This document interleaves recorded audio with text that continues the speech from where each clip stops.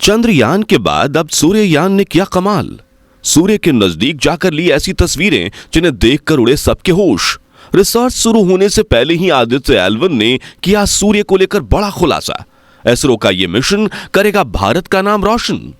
जी हां दोस्तों, जिस तरह चंद्रयान-3 ने पूरी दुनिया में भारत का नाम ऊपर किया था, ठीक वैसे ही हमारा सूर्ययान भी उसी राह पर निकल पड़ा है। और सबसे अच्छी बात यह है कि मंजिल पर पहुंचने से पहले ही इसने सूर्य के बारे में बड़े बड़े खुलासे करना शुरू कर दिया है।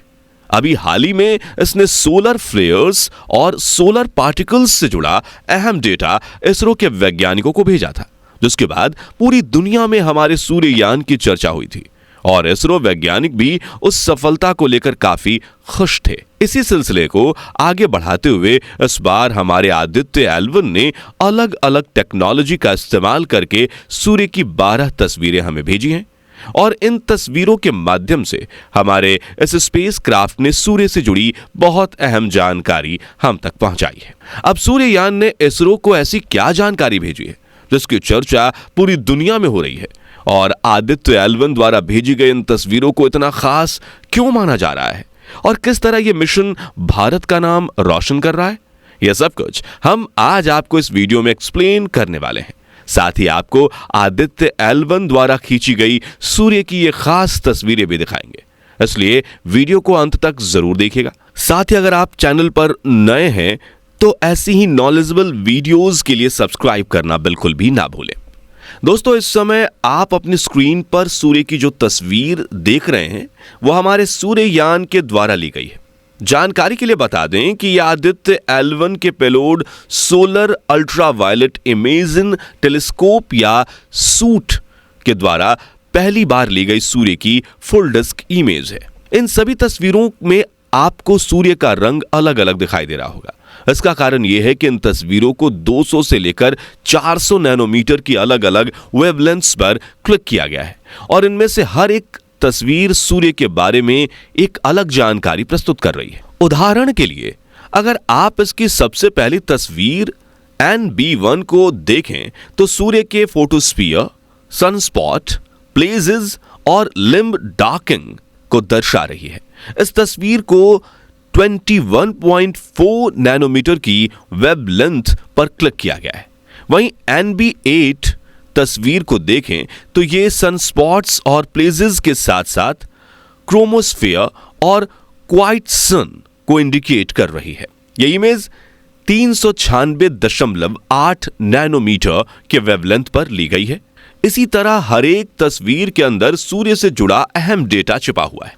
हम आम लोगों के लिए भले ही ये एक नॉर्मल सी दिखने वाली इमेजेस हों, पर वैज्ञानिकों के लिए यह बहुत अहम है। सिर्फ इन तस्वीरों के माध्यम से ही इसरो वैज्ञानिक सूर्य के बारे में अहम जानकारी जुटा सकते हैं, क्योंकि जिस डिटेल के साथ हमारे आदित्य एल1 ने यह तस्वीरें भेजी हैं वो वाकई कमाल है और इन तस्वीरों की चर्चा पूरी दुनिया में हो रही है।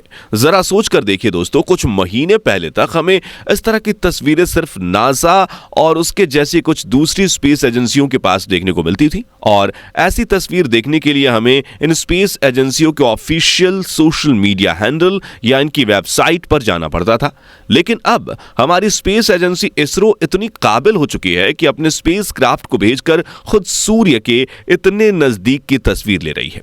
यह हम सभी लोगों के लिए बहुत ज्यादा गर्व की बात है और हैरानी की बात यह भी है कि अभी तो आदित्य एल1 अपने लक्ष्य पर पहुंचा भी नहीं है और इसने अपने कारनामों से दुनिया को हैरान कर दिया है। आपकी जानकारी के लिए बता दें कि पिछले 1 महीने के अंदर ये तीसरी बार हुआ है कि आदित्य एल1 ने हमें सूर्य से जुड़ी कोई अहम जानकारी भेजी है।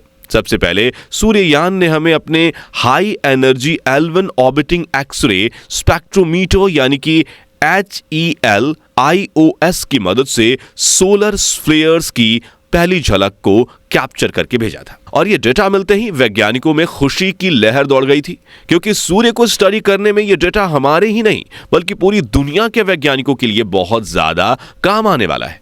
इसके बाद सूर्ययान ने the Aditya solar wind particle experiment यानी कि एपेक्स पेलोड ने इसरो वैज्ञानिकों तक सोलर विंड पार्टिकल से जुड़ा डेटा पहुंचाया था और इस डेटा का इसरो वैज्ञानिकों तक पहुंचना भी एक बड़ी कामयाबी थी। इसी सिलसिले में हमारे आदित्य L1 ने अब अपने सोलर अल्ट्रावायलेट इमेजिंग टेलीस्कोप की मदद से सूर्य की तस्वीरें हमें भेजी हैं। असल में जैसे जैसे सूर्ययान के अपने मंजिल पर पहुंचने का समय नजदीक आ रहा है, वैसे ही हमारे वैज्ञानिक एक एक करके इसके हर एक पेलोड को चेक कर रहे हैं। जानकारी के लिए बता दें कि सूर्ययान को इस मिशन पर टोटल 7 अलग अलग पेलोड से लैस करके भेजा गया है। इन पेलोड्स की मदद से आने वाले कई सालों तक सूर्य का अध्ययन किया जाने वाला है। इन पेलोड्स में सोलर अल्ट्रावायलेट इमेजिंग टेलीस्कोप यानी कि स्यूट के अलावा visible emission line coronagraph, VELC, high energy L1 orbiting x ray spectrometer, L1 OS, इसके साथ साथ solar low energy x ray spectrometer, solo AX, Aditya solar wind particle experiment ASPEX, plasma analyser package for Aditya PAPA और advance tri axial high resolution digital magnetometers शामिल हैं। इसमें हर एक payload का अपना अलग काम है और वैज्ञानिक सूर्य का अध्ययन इन सभी की मदद से करने वाले हैं। जो लोग नहीं जानते उन्हें बता दें कि सूर्ययान को इस सफर पर निकले हुए 3 महीने 15 दिन बीत चुके हैं, क्योंकि भारत के इस पहले सोलर ऑब्जर्वेटरी